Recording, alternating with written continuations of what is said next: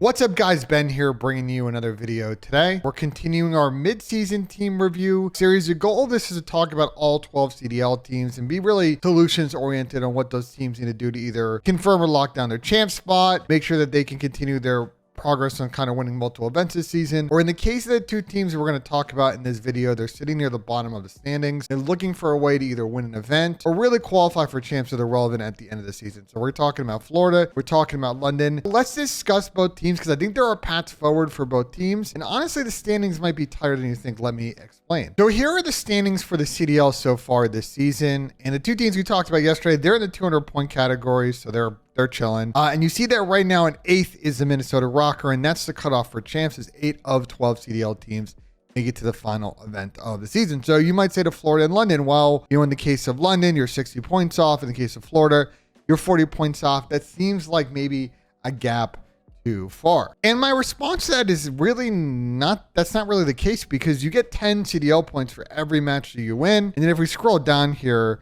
this how you earn CDL points. You know, if you get like 4th or 5th at an event this year, like you make it to the weekend, you're getting another 20 points. So you could pretty much make like 50 points a split if you just kind of win 3 of 2 online games and then get top 6. Now, if you get top 4, that becomes 60, and if you win 3. So you see my point is that, especially if a team like Rocker, who I think is the one that's on the cut line in question, gets 0 points in a split, right? Which is what happened in last stage. They went 0-5. They didn't win a single match on land, so 0 points. You can make up ground pretty quickly here. So I would say for all these teams, they're trying to get into the high like 100s. I think I saw a Doug Lee post at like 190 is probably the target. That might end up being too high depending on really how these 5 teams do. Because if Rocker continues to struggle, Vegas fall off, and one of these teams make a resurgence, that number might slide down to like the 160s.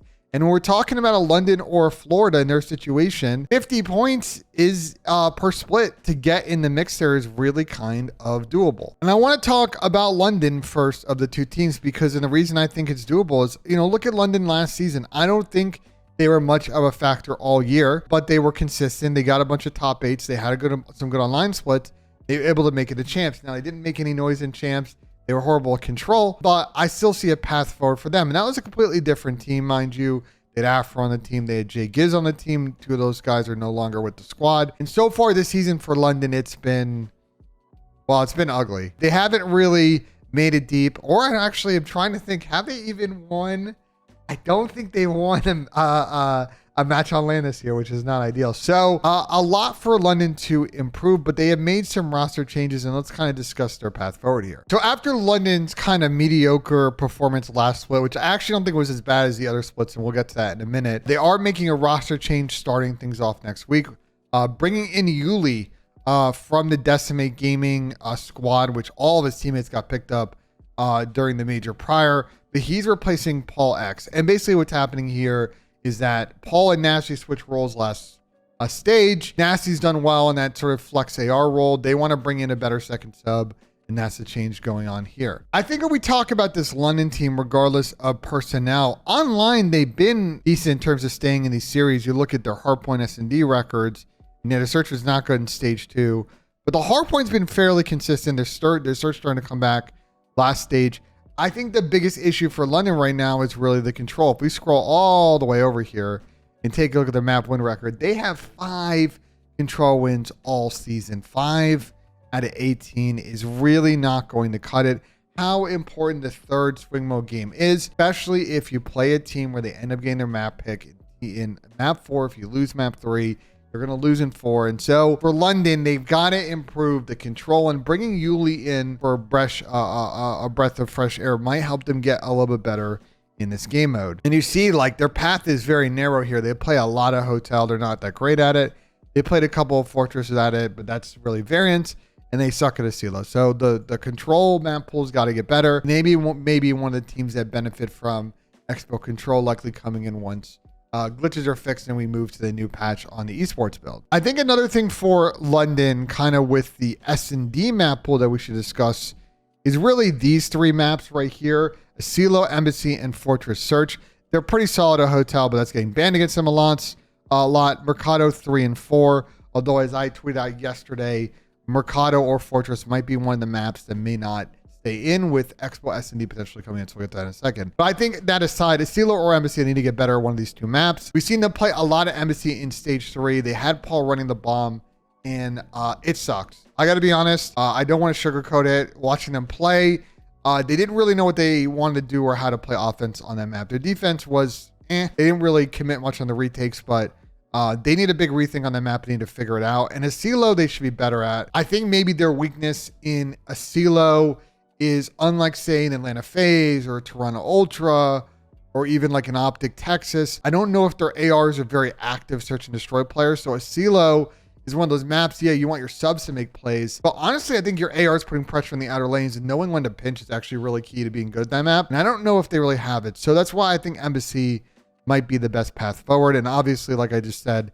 Fortress and Mercado might go. So Expo coming in might add an interesting wrinkle to their map pool and search. But the hardpoints are solid. They're actually a very competitive hardpoint team record-wise. They've got a lot of different paths here.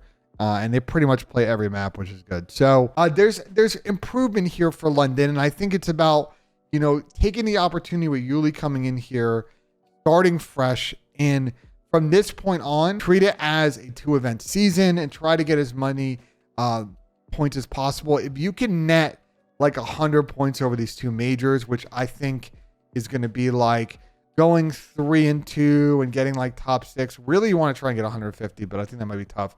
Under 125, they're going to be very much in the mix on the final event. Yeah, they might be in a position where, depending on how Rocker play or Vegas play, they may need to try and get to the grand final at Major 5. But I think the goal short term with Major 4 is to play much better than those 2 teams and stay in the conversation. So taking a look at London's schedule coming up for the qualifiers, it's a bit of an interesting one. They play New York Thieves, Optic, Breach, and Vegas during this qualifier split, which is not going to be particularly easy. New York actually is pretty winnable online these days, although New York's probably hungry considering they've been poor from back-to-back events. Thieves online is sometimes a mixed bag. Optic has been on and off online, but are definitely, you know, those Thieves and Optics are teams that should beat London. I will say for Thieves, though, we know their weakness in S&D, so this could be a game 5 that London can steal. Boston's probably an L, and then it's going to come down to this Vegas match, because if they're like 2-2 going in this Vegas match, this might be an interesting one to make it to winner's bracket. But I then kind of like how things clean up for stage 5 for them.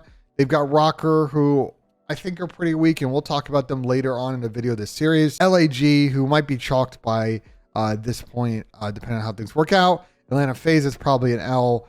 Florida, which could be a big one. I mean, almost probably an eliminator to see who's going to stay in the contention to qualify for champs, and Thieves again. So there's opportunity here, I think, for London to win 2 or 3 of these each stage online. I don't think it's like a 1-4 or 0-5 situation. I think some of these are winnable, so they need to take advantage of it. They need to try, I think, and realistically get 6 wins out of these 10 matches, and then really start to win some series on land and see where that goes. Final parting thought with London, as we've done with all the videos so far, is are there any all-star MVP candidates? There really isn't for London. At one point this season, Nissim was looking like that guy. Like if we pull up like stage 1 stats, for example, doing some crazy stuff in stage 1 if you look at these numbers. But he's fallen off hard since then. He had a bad split last split, and I think for Nissim, getting back into that, you know, quasi all-star form will be key. I don't think he's going to make the all-star team at this point. They need him to step up and be a superstar sub if they want to get something done this season. You see so far where he's netted now, he's just sort of sitting around a 0.95 in control, 0.95-ish in S&D, and about a 1 in hardpoint. So kind of just really in the average sub range. He's kind of fallen off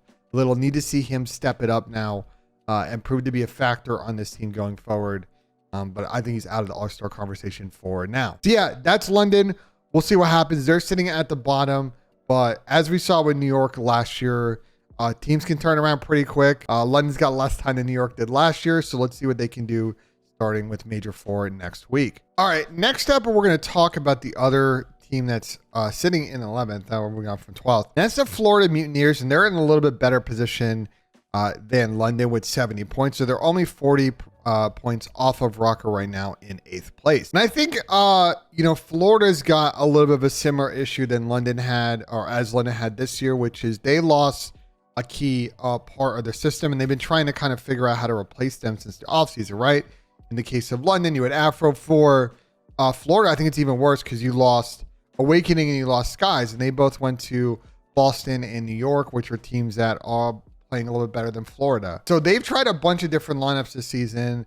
They tried a squad wipe, and we'll talk about before and after the squad wipe, but Florida's been a non-factor all year. They've had some online splits. Unlike London, they've won a couple of LAN matches, and they've had some good ones. I'm thinking about Optic during Major 1. And they actually didn't do too bad at Major 3, like if we take a look. Yeah, they got top 8, but they did go ahead and actually get a nice win against New York, which was a little bit of a surprising victory. So there's more upside, I think, in the Florida world than maybe the London world after Major 3, but they're still kind of on the outside looking in on champs at the moment. And if you take a look at their map record, it's very interesting, and it honestly doesn't tell the full story about this team, because you see here the 10-29 record in hardpoint. You're like, wow, that's horrible. Our map pool is pretty much just hotel and hydro. And then his S&D record's actually solid. 15-3 is good. Control record 10-12. But we need to talk about this team contextually between their old squad and their new squad, right? So their old squad, they rolled from Major 1 and from Major 2. And as you see, they were horrible at hardpoint. I combined like 5 and 22 in hardpoint, but in search, they were really, really good in that game mode. Control kind of iffy. But then we take a look at their new team that they play with in stage 3. The hardpoint's gotten better. They've actually undefeated at hotel with their new squad. That's cool. The S&D has fallen off a cliff, and their only wins have been a fortress, and they've lost 6 other times on the other 4 maps. So that's not ideal, and their control really has been decent, but not outstanding. So the path forward has kind of gotten a little bit murkier for Florida here. So I think taking a look at their Major 3 stats, because we can go back and look at the whole season, but again, they changed their team after Major 3, so it's really, we got to talk about them kind of in silos here. I think a couple of opportunities exist looking at the stats. One is Capsule, who's come in, and I think he's sort of got that potential to be like a takeover player. You see in the way he plays, and he can be a runaway train when he gets going, but we just haven't seen that so far for this team. Yeah, they've been improved in hardpoint, but doing it with Cap dropping a 0.9 across 12 maps, need to see better from him on the sub. On that front, S&D's also been a struggle for him. He's dropping a 0.8. Fellows surprisingly with a 0.76 in searches is crazy to me. I think both those players could play better in S&D. And Cap, again, 0.8. Fellows well 0.8 in control. So I think there's opportunity, especially for Capsule, to improve his performance as a sub. And we talked about this when we talked about the phase thing. Again, earlier with this team, but pretty even hill time split, which is nice. But I think I would like to see their AR soak more. It seems to be a lot of the preferred strategy now in hardpoint. If your ARs are kind of in the hill and the subs are kind of controlling everything out, or you may be in a situation when the flex players, when the ARs is pushing out, helping a sub, you sort of have one of the slower ARs that are always soaking hill. Like, that's going to probably be a better way to set up, because you're going to cause more aggression on the map that your subs having to just kind of finesse and hill. So maybe an opportunity for ARs to speed up, but I think that's a more of a minor issue. I think trying to figure out how to make Cap comfortable is key, because I think this impact is very low right now. And the reason I keep talking about Capsule is I think for this Florida team, just to kind of put a bow really on for this last piece on it, if you look at sort of their path forward, even going into next season, they don't have a big wake. They don't have a Skies. And I think the goal this year for Florida was to find the next one of those players, right? They had Pharaoh RIP back in Modern Warfare 2019. So they've had good players come to this team. It doesn't look like this season so far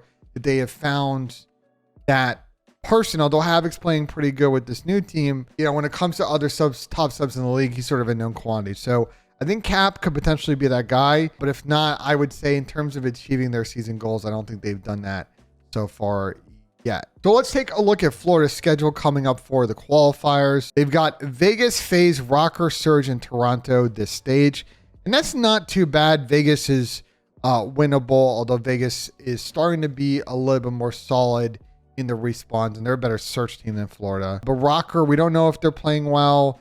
Seattle is going to be a tough respawn match. Toronto, tough respawn match. FaZe, probably 2 wins, but I think they've got a tougher schedule than London does. I think things do kind of open up a little. We get to stage 5, only a little. LAG is sort of a winnable match.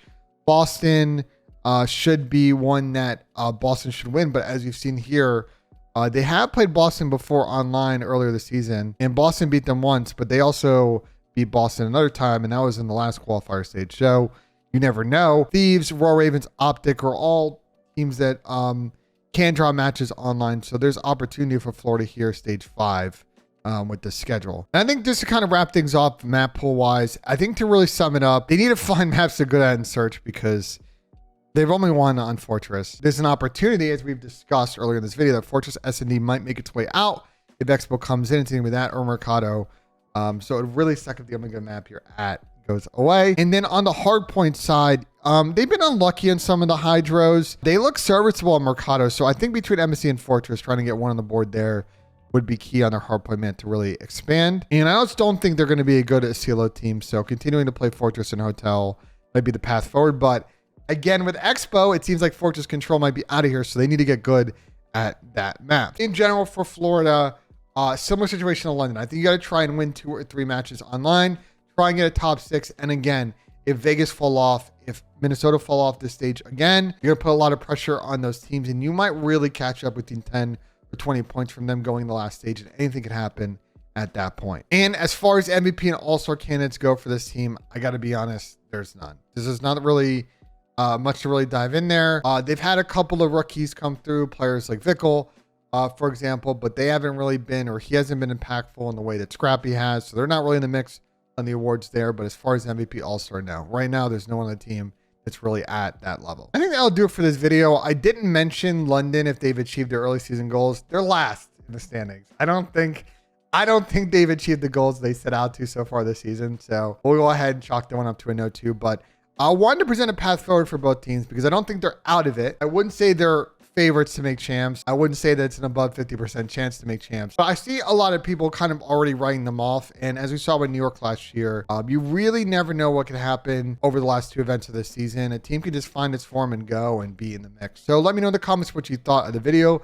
Like if you enjoyed this one, we're going to push out a couple more preview videos over the next couple of days. I got my pick-em video for my Breaking Point Challengers team. And at some point on Wednesday next week, we'll get our predictions up for the first week of stage qualifiers. So be on the lookout for that. Subscribe for more, and we'll see you guys on the next one.